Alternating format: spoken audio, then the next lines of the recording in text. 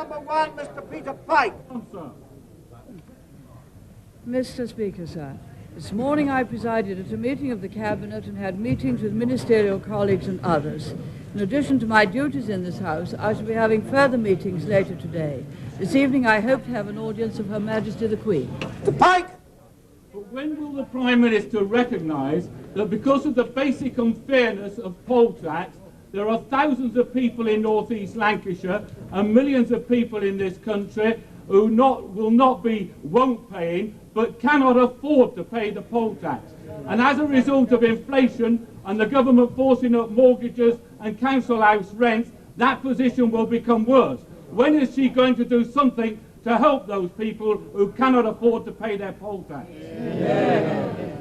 Mr. Speaker, the Honourable Gentleman comes from Lancashire, where the county has a very, very high community charge, far higher than the amount considered reasonable by the government, and that is being passed on to all the districts. But Burnley, of course, has received £101 in safety net, so is often better off than many others. The taxpayer will be paying something like £3 billion towards community charge rebate and, of course, also towards a transitional relief. That is a very excellent amount for those who cannot afford to pay and for those, in fact, who have a sudden increase in tax to be able to get the transitional relief. Mr. Michael Morris. Honourable friend aware that Secretary of State for Health made statements today and last week basically saying that every patient will get any medicine that he or she may need, and that statement is enormously welcome. Is she also aware that so long as Clause 18 on indicative budget remains in the NHS bill, there will always be a worry that that element will be cash limited by some future Secretary of State?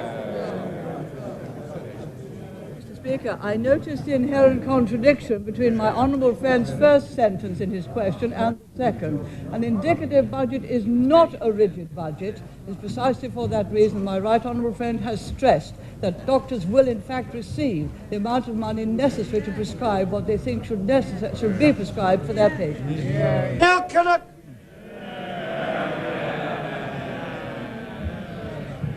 Mr. Speaker, what reward does the Prime Minister have in mind for the Honourable Lady from Devon Western Torridge, who, hearing of the decision of councillors in Humberside to resign the Conservative whip, said, "Well done, them"? Mr. Speaker, I would rather address my comments to the charge in Beverley. Beverley is unfortunately in a socialist county.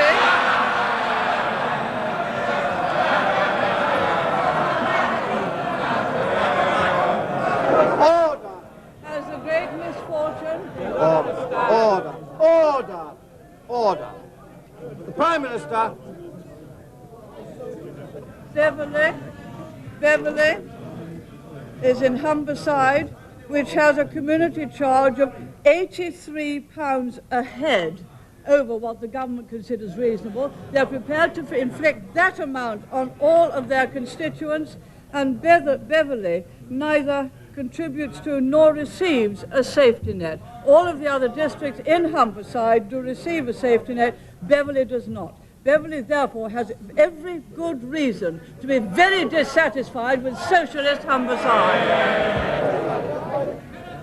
Mr. Speaker, the Right Honourable Lady doesn't listen to anyone, for if she did, she may have heard her fellow Conservative, Councillor Steve Parnaby, the chairman of the Finance Committee of Beverley Council, who said the poll tax has got nothing to do at all with Labour councils.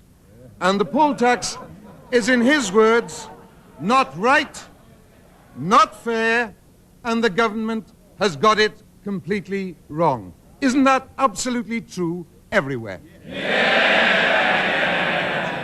Mr. Speaker, people in Humberside and many other socialist Labour authorities are paying far more because they live in a Labour authority than they would if they lived in a Conservative one.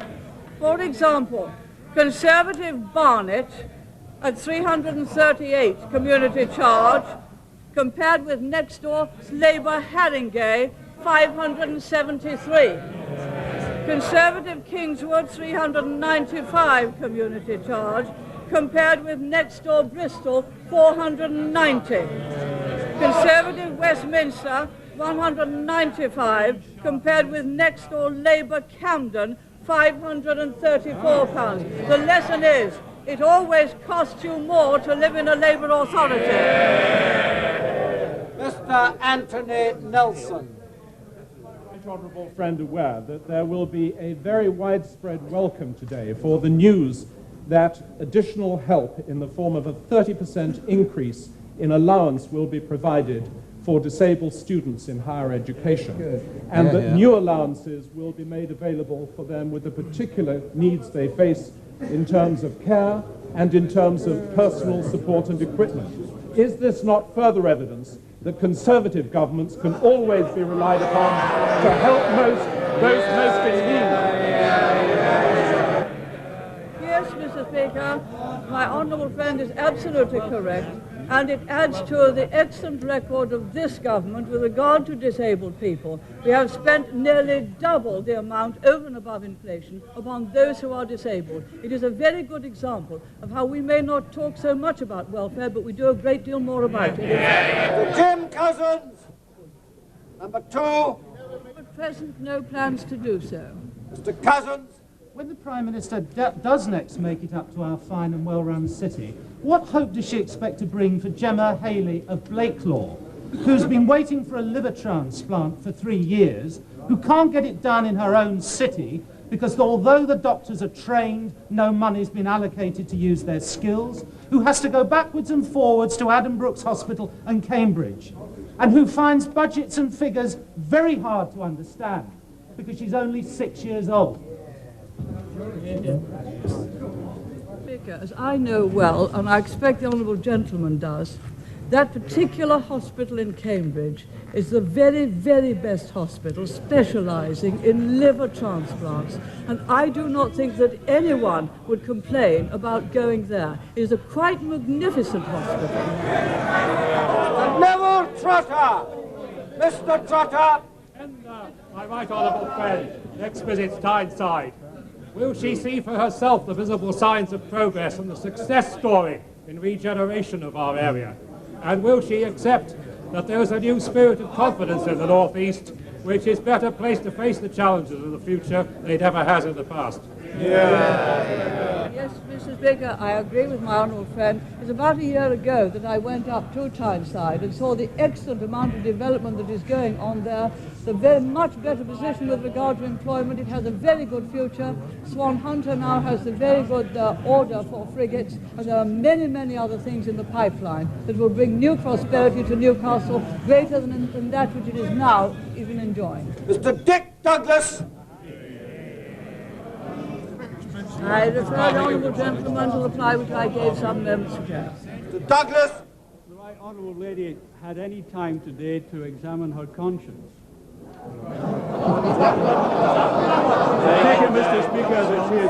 take it, Mr. Speaker, she's got responsibility for that.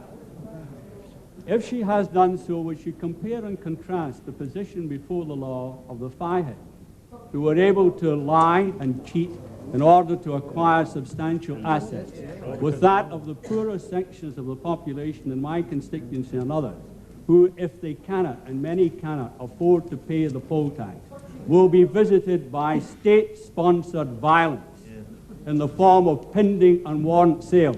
How does that square with the right honourable lady's conscience?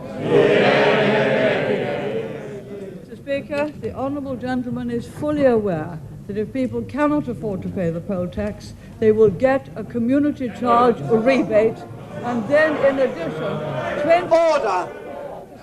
20% if they're on income support to enable them to pay the rest. That, in fact, is being paid for fully by the taxpayer because many, many Labour local authorities have overspent, and therefore the overspending by local authorities is of the order of £3 billion.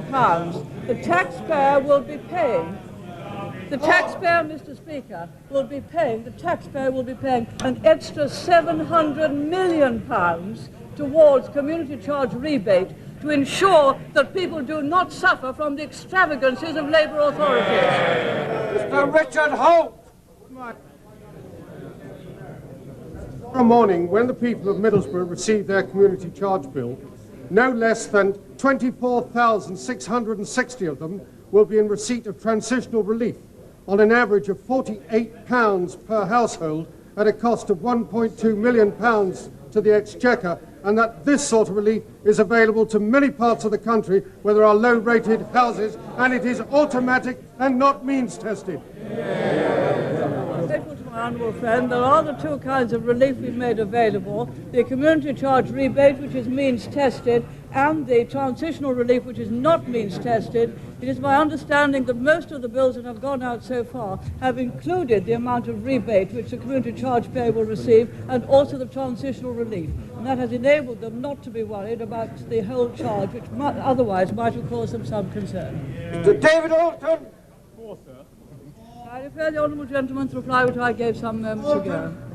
Mr. Speaker, with Estonia about to follow Lithuania in demanding the right to self-determination, will the Prime Minister take this opportunity of indicating both to President Landsbergis and to President Gorbachev our country's commitment to the right to self-determination of the Baltic peoples?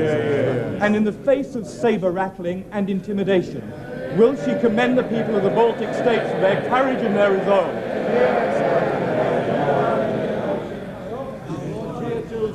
Speaker, as the honourable gentleman is aware, we have never recognised the legal annexation of Estonia, Latvia and Lithuania. We recognise in particular Lithuania at the moment has expressed her wishes to determine her own future, and we hope very much that the position will be satisfactorily resolved between those who have expressed that wish and President Gorbachev, so that the people of Lithuania may have their wish. David Evans.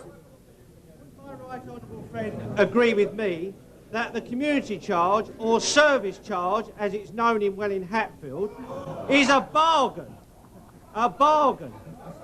in that 25% only is paid by each individual towards its cost, and there isn't 75% discount a bargain. Mr. Speaker, where local authorities. The Prime Minister. Our local authorities are spending to the amount which the government considers to be reasonable. Their community charge is usually reasonable. If they cannot afford to pay it, they will get rebates. The community charge has brought relief to many people, who live alone, who are paying high rates, and now for the first time have fairness and justice in paying only one community charge, which is often a good deal lower than the amount of rates they were otherwise paying. As I read some of the letters in the Times in recent months. Mr. Alex Salmon. Number 5, sir. I refer the honourable gentleman to the reply that I gave some moments ago. Alex Salmon. Is the Prime Minister aware that our government has suffered yet another opinion poll setback in Scotland?